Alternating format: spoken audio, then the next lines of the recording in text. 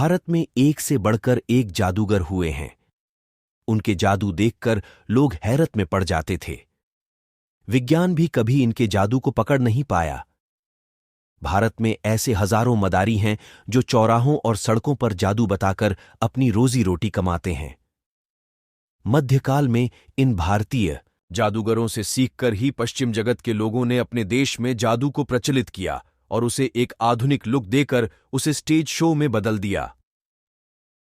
भारत में के लाल, मोहम्मद छैल और जादूगर आनंद जैसे सैकड़ों जादूगर हुए हैं। उन्हीं में से एक है पीसी सरकार।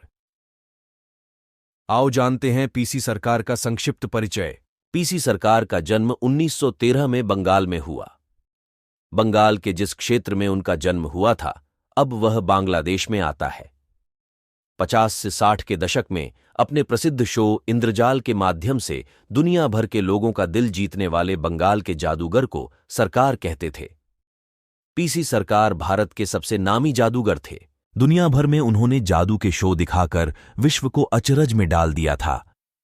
इसी कारण उन्हें भारत सरकार ने वर्ष 1964 में पद्मश्री से पुरस्कृत किया। पीसी सरकार के जादू का शो इंद्रजाल काफी लोकप्रिय हुआ करता था। सरकार 1930 में चर्चा में आए जब उन्होंने कोलकाता और जापान में शो करने आरंभ किए। लोगों ने उनका लड़की को हवा में लटका देने का जादू काफी ज्यादा पसंद किया। उनके कई नामचीन करतबों में उड़ने वाली कालीन का जादू शामिल था।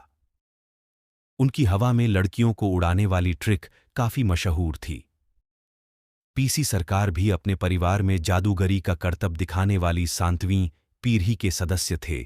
6 जनवरी 1971 में जापान में एक शो करते समय 58 साल की उम्र में दिल का दौरा पड़ने से जादूगर पीसी सरकार का निधन हो गया था। पीसी सरकार जूनियर। पीसी सरकार के बाद उनके पुत्र ने जादूगरी को कायम रखा। भारत के मशहूर जादूगर पीसी सरकार जूनियर ने 90 के दशक में कोलकाता के विक्टोरिया मेमोरियल को और एक चलती हुई ट्रेन को गायब कर दिया था।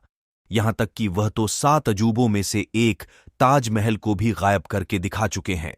पीसी सरकार जूनियर की पत्नी जयश्री कोरियोग्राफी में उनकी मदद करती हैं और उनकी 3 बेटियों मेनका, मऊबानी और मुमताज ने भी उनसे जादू के कुछ गुण सीखे हैं।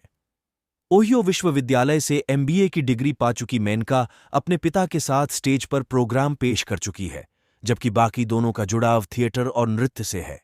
जापानी और स्पेनिश भाषाओं में दक्ष सरकार इन दोनों ही देशों में शो करते रहते हैं और सेविला तो उनकी पसंदीदा जगह है जहां वह 39 से ज्यादा शो कर चुके हैं। सरकार के शो को दर्शक कितना पसंद करते हैं, इसका अंदाजा इसी से लगाया जा सकता है कि हर साल सरकार 400 शो करते हैं और इनमें से सारे के सारे हाउसफुल रहते हैं।